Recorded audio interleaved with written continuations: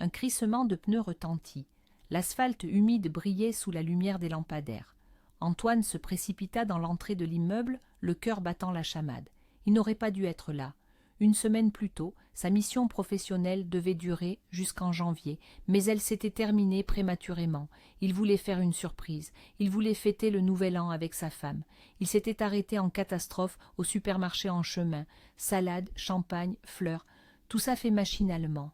Dans l'ascenseur, il réprimait un sourire, s'imaginant ouvrir la porte et trouver Claire en pyjama, un peu endormie mais heureuse. La petite idiote, elle avait dit qu'elle dormirait pour le réveillon. Pas question. Il n'avait pas sonné. Il ouvrit doucement avec sa clé.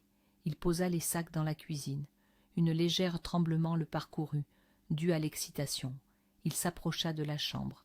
Il tourna la poignée. Vide. Le lit n'avait pas été fait. Le silence. Antoine resta figé. Où est-elle? Il composa son numéro. Messagerie. Il rappela. Encore et encore. Pas de réponse, pas de réseau. Il se souvint qu'elle ne connaissait personne ici. Elle avait déménagé d'une autre ville, sans amis, sans famille, sans travail. Elle ne pouvait pas simplement disparaître. Il se força à se calmer. Il réfléchit. Elle est sûrement sortie. Une boutique, une parfumerie. Après tout, il lui avait envoyé de l'argent pour qu'elle s'achète un cadeau. Oui, c'est ça. Antoine décora le sapin, mit la table, essaya de se changer les idées. Il décida de passer chez un ami, Julien, pour lui souhaiter la bonne année et récupérer sa voiture qu'il lui prêtait. Chez Julien, il y avait de la lumière. La voiture était là, mais personne n'ouvrait. Antoine sonna avec insistance, puis il frappa. Et quand la porte s'entr'ouvrit, c'était Julien, en peignoir, les yeux écarquillés de peur, comme s'il avait vu un fantôme. « Toi, qu'est-ce que tu fais là ?» articula-t-il difficilement. « Et toi, tu ressembles à quoi?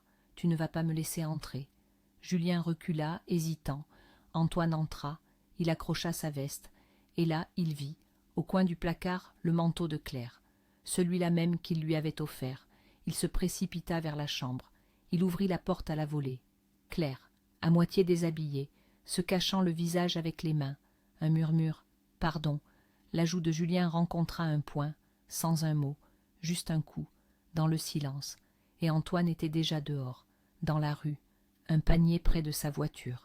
Soudain, une silhouette féminine s'enfuit dans l'obscurité. « Hé, attendez !» cria-t-il, mais elle se fondit dans la nuit. Antoine s'approcha. Du panier, un léger gémissement. Il s'arrêta net.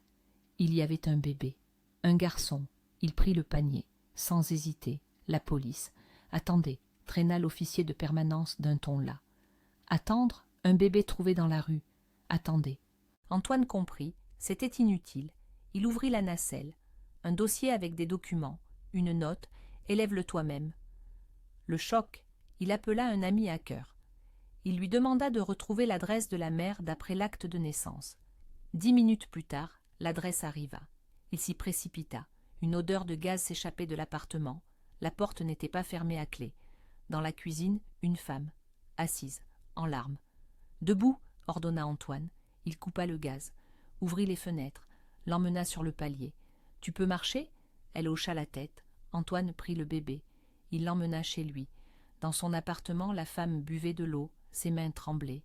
Elle le regardait de sous ses sourcils. « Pourquoi m'avez-vous sauvé ?»« Parce qu'il faut vivre. Je ne spravlu. On verra bien. » Elle s'appelait Lina. Elle parlait doucement, comme si elle craignait de s'entendre. Elle raconta tout.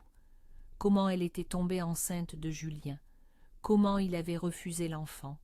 Comment ses parents l'avaient chassée. Comment elle avait essayé d'abandonner le bébé, mais n'y était pas arrivée. Comment, désespérée, elle avait déposé le petit près d'une voiture qu'elle ne connaissait pas, la voiture qu'il utilisait autrefois. Antoine écoutait en silence, son cœur se serrait, la colère bouillonnait, contre Julien, contre ses parents, contre le système, mais il ne laissa pas ses émotions prendre le dessus. « Allons-y, dit-il. » Il acheta des vêtements, de la nourriture, tout ce qu'il fallait. Elle le regardait, comme si elle osait à peine respirer. « Merci, » réussit-elle seulement à murmurer.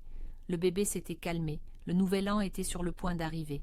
Antoine ouvrit le champagne, il invita Lina à table. Elle avait mis une robe simple, elle baissa les yeux gênés.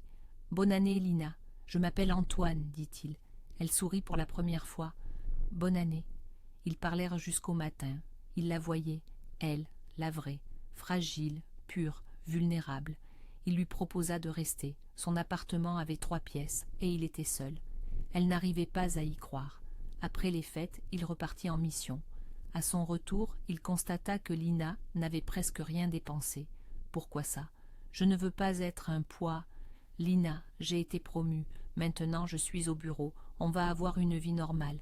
Et d'ailleurs, il marqua une pause. Épouse-moi. Elle resta figée. Vous me plaisez beaucoup. Mais j'ai un enfant. Si je te plais, je n'accepte pas de refus, sourit-il. 5 ans passèrent. Le fils avait grandi, une fille était née. Ils se promenaient dans un parc. Et soudain, Julien passa près d'eux.